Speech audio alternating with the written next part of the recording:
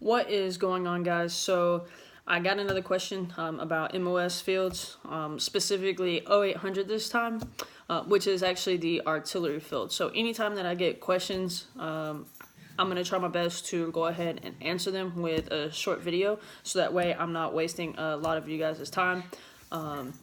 So anyway, without any more being said, just want to jump to it. So it's the 0800 artillery field, which is now, of course, open to males and females since the standards have changed.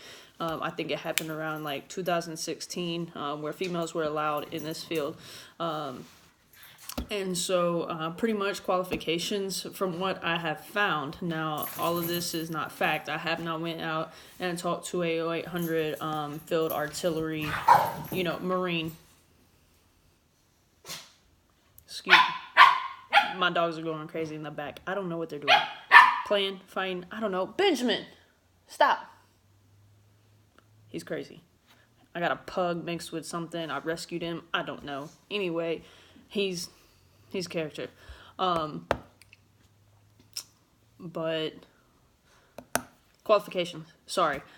This, like I said, I just did some research online, something like that. I haven't actually talked to a 0800 artillery field Marine to confirm all this, and plus the standards may have changed since some of them went in anyway. So yeah, this is what I found. Take from it what you will, but hopefully it is useful. Remember when I was talking about in my last video about MOS is in the Marine Corps. If you haven't already watched it, go ahead and watch it.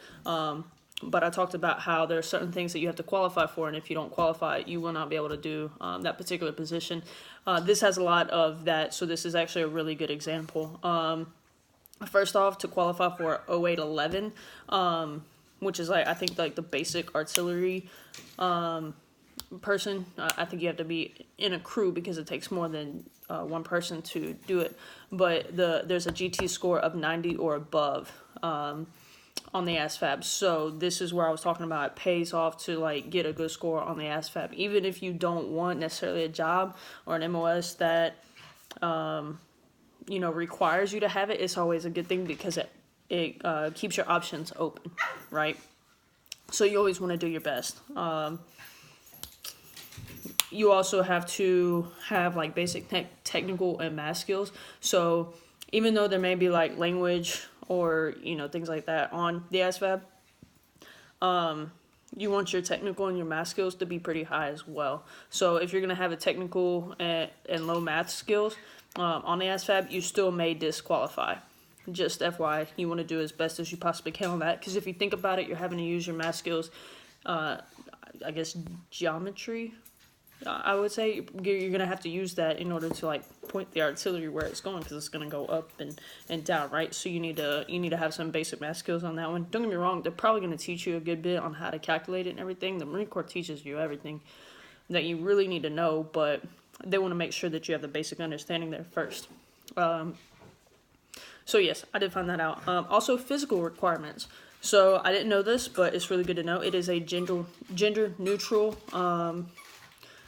thing. So the IST, you had to have 3 pull-ups, a 1330 run for the 1.5 miles, 44 crunches, and it says here to begin with 45 ammo can lifts. The IST doesn't normally have ammo can lifts, so I was kind of a little bit surprised that they put that one on there. When we ran our IST, we did not do 45 ammo can lifts. Maybe they're talking about the initial CFT and boot camp, maybe. Not really positive on that one. The CFT, so this is a big one. Your final CFT and boot camp, if you don't get these numbers, you most likely will be disqualified. You won't get your MOS. It's a 3-minute and 12-second maneuver under fire. So that's where you actually do the course. That's where you start out on your belly, and you have to do the low crawl to high crawl to running the agility portion, picking up your buddy, dragging them back, doing that kind of thing, throwing the grenade.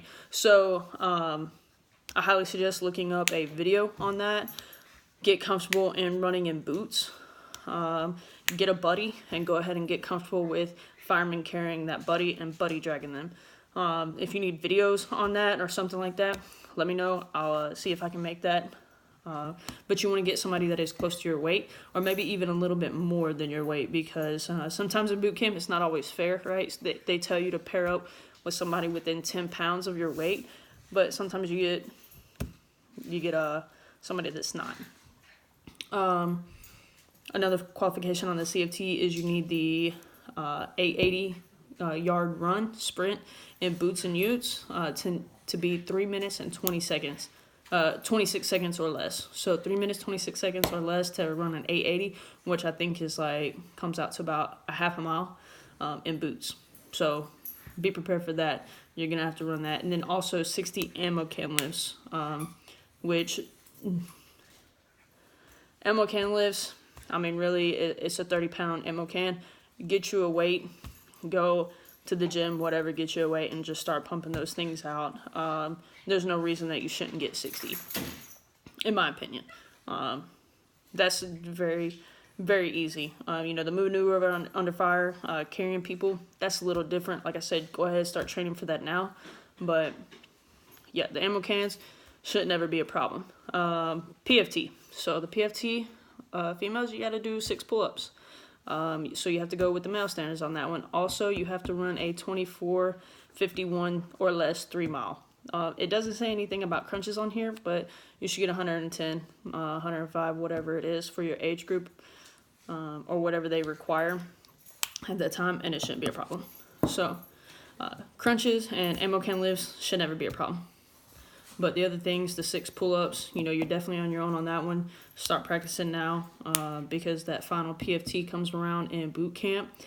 You're not, and you don't make it, you're not going to get your MOS. So just be prepared for that. That's all I have about this particular MOS.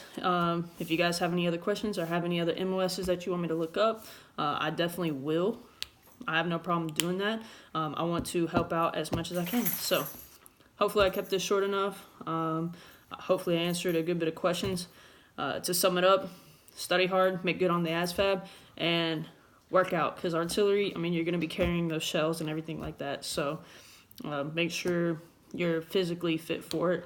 Artillery is going to be a physically demanding MOS, it seems like, at least when you guys do it. So that's all I got for now. Have any more questions? Let me know. Peace out.